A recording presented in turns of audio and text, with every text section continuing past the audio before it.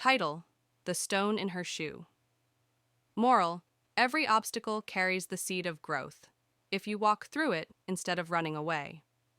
Part 1: The Slowest Runner. Anya was the slowest girl in her class. Every time there was a race, a drill, a hike, or even a game of tag, she was the last one to finish. Her classmates often teased her, some kindly, others not.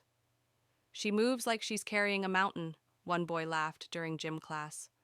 Anya smiled politely, but her heart sank every time she heard those words. She wasn't lazy. In fact, she tried harder than most. But her legs just didn't cooperate. When she was 5, she had surgery for a bone condition in her right leg. She could walk fine now, but running felt like dragging heavy chains behind her. One day, while cleaning her closet, she found a note tucked inside her old hospital papers. It was in her mother's handwriting. "She's small, but she has the will of fire. Don't you dare pity her. She's going to surprise the world someday." Anya folded the note and kept it in her diary. That sentence became her silent motivation. Part 2: The Announcement. In 8th grade, Anya's school announced the annual Courage Challenge, a 5-kilometer hill run where every student from grades 7 to 10 could participate.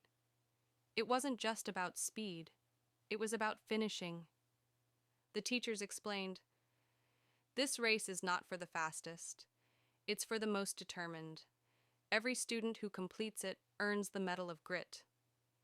The moment Anya heard the words, "not the fastest," something stirred in her. Maybe this was her chance. Her friends looked at her, surprised. "You're thinking of joining?" "I'm not thinking," she said. "I'm signing up." They didn't discourage her, but their faces said what their mouths didn't. She'll never make it. Part 3: One Step at a Time. Anya began training.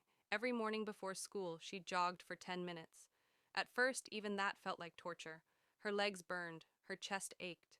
Her old fear whispered, "Just give up, like last time." But she didn't. Each week, she added a minute more. Her neighbors began noticing. An old man watering his plants smiled and clapped as she passed. She printed a small card and pinned it to her wall. It read, "You don't have to be the best. You just have to be better than yesterday."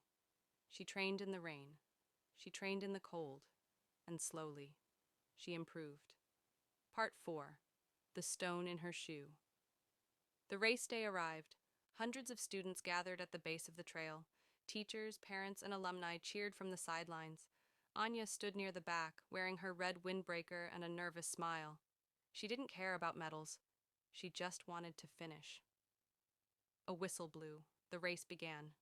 Within minutes, most students disappeared ahead. Anya kept a steady pace, her breaths in rhythm. At the 2-kilometer mark, her right shoe felt odd. She ignored it.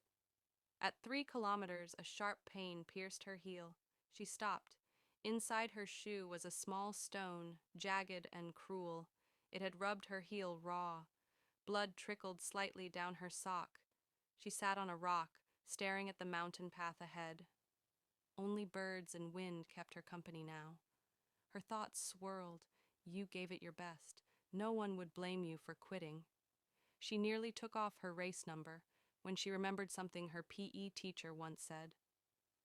The best part of every story is the moment the hero almost gave up and didn't. Part 5: The Finish Line. Anya tightened her laces, grit her teeth, and stood up. Each step hurt like fire, but she kept going. She limped, she stumbled, but she moved.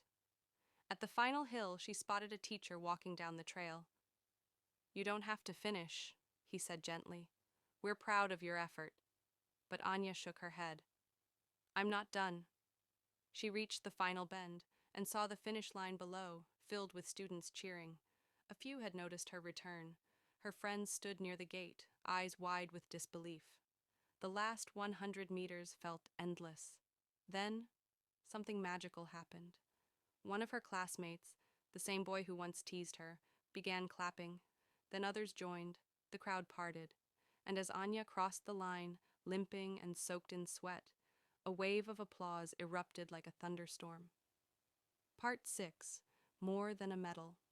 A teacher placed a small bronze medal around Anya's neck.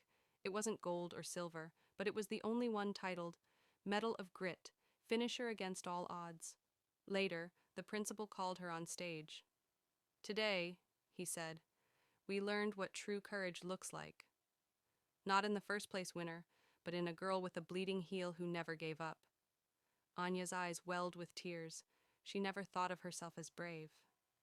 But that day, she realized, bravery isn't the absence of pain.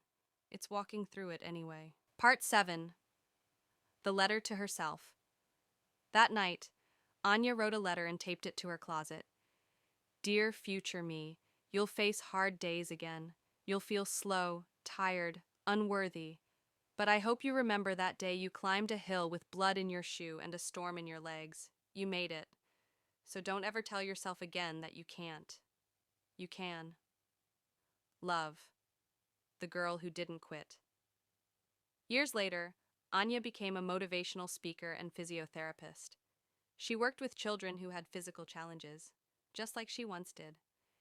And every time a child cried, saying, "It hurts too much, I can't do it," she'd smile, show them her medal of grit, and whisper, "Let me tell you a story about the stone in my shoe." Moral of the story: strength isn't about being the fastest or strongest. It's about getting back up when you fall. It's about taking the next step when your mind says stop. It's about walking, even when there's a stone in your shoe.